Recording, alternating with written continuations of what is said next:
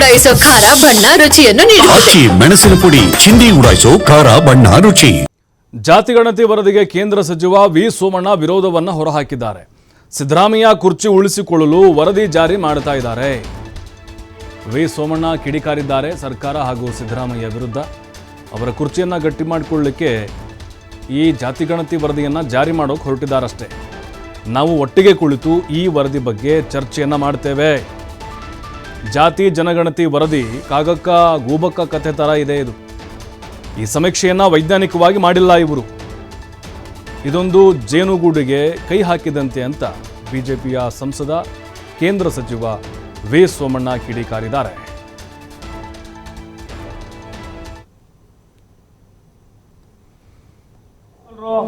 High command ನನಗೆ ಈಗಾಗಲೇ ಮೌಖಿಕವಾಗಿ ಅಧಿಕಾರವನ್ನು ತ್ಯಜಿಸಬೇಕು ಅನ್ನೋ ದೃಷ್ಟಿಯಿಂದ ಹೇಳಿದ್ದಾರೆ. ಇದು ನಿಮಗೆ ಮರಣ ಶಾಸನ ಆಗುತ್ತೆ. ನಿಮ್ಮವರೇ ನಿಮಗೆ ಎಲ್ಲೋ ಒಂದು ಕಡೆ ಭಾರಿ ವ್ಯವಸ್ಥಿತವಾಗಿ ಪಿತೂರಿಯನ್ನು ಮಾಡಿ ನಿಮ್ಮ ಚೇರನ್ನು ಕಸಿತಕ್ಕಂಥದಕ್ಕೆ ತಮ್ಮ ಮೂಲಕ ಈ ವರದಿಯನ್ನು ಎಲ್ಲೋ ಕಾಗಮ್ಮ ಗೂಗಮ್ಮನ ಕೆಲಸ ಮಾಡಿರ್ತಕ್ಕಂಥ ಈ ವರದಿಯಲ್ಲಿ ಸಾಧಕ ಬಾಧಕಗಳ ಜೊತೆ ಸತ್ಯಾಂಶ ಭಾರಿ ಕಡಿಮೆ ಇದೆ.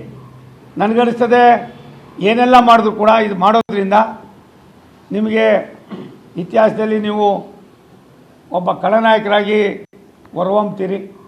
ನಾನು ಮತ್ತೊಮ್ಮೆ ವಿನಂತಿ ಮಾಡ್ತೀನಿ, ನಿಮ್ಮ ಅನುಭವ, ನಿಮ್ಮಲ್ಲಿರ್ತಕ್ಕಂಥ ಚಿಂತನೆ ಎಲ್ಲ ವರ್ಗದವರಿಗೂ ಕೂಡ ನೀವು ಸಮಾನವಾಗಿ ಇರಬೇಕು ಅಂತ ನೀವೇನು ಮಾತಾಡ್ತಾ ಇದ್ರಿ ಅದನ್ನು ಮಾಡಬೇಕು ಅಂದರೆ ಈ ವರದಿಯನ್ನು ತಿರಸ್ಕಾರ ಮಾಡಿ ಇನ್ನೊಂದು ಇದಕ್ಕೆ ನೀವೇ ಆದೇಶ ಮಾಡಿ 3 ವರ್ಷಗಳ ಕಾಲ ನೀವೇ ಮುಖ್ಯಮಂತ್ರಿಗಳಿರಿ ಬಂದಂಥ ವರದಿಯನ್ನು ಮುಂದೆ ಬರ್ತಕ್ಕಂಥದ್ದನ್ನು ಬಂದ ತಕ್ಷಣವೇ ಅದನ್ನು ಮಂಡನೆ ಮಾಡಿ ಯಾರ್ಯಾರಿಗೆ ಯಾವ್ಯಾವ ರೀತಿ ಅವರ ಒಂದು ಇದಿದೆ ಜಾತಿಯಲ್ಲಿ ಅಂಥವ್ರಿಗೆ ನೀವು ಯಾವ ರೀತಿ ವರ್ಗಗಳನ್ನು ವಿವರಣೆ ಮಾಡೋದು ವಿಂಗಡಿಸ್ಬೋದು, ವಿಂಗಡಿಸ್ತಕ್ಕಂಥ ಕೆಲಸ ಮಾಡೋದು ಸರಿಯಾಗಿದೆ.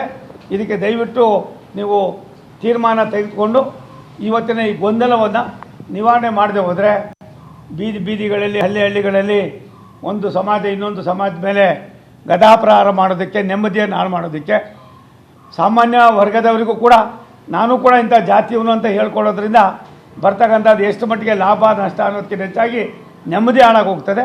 ಇದಕ್ಕೆ ನೀವು ಕೈ ಹಾಕಬೇಡಿ.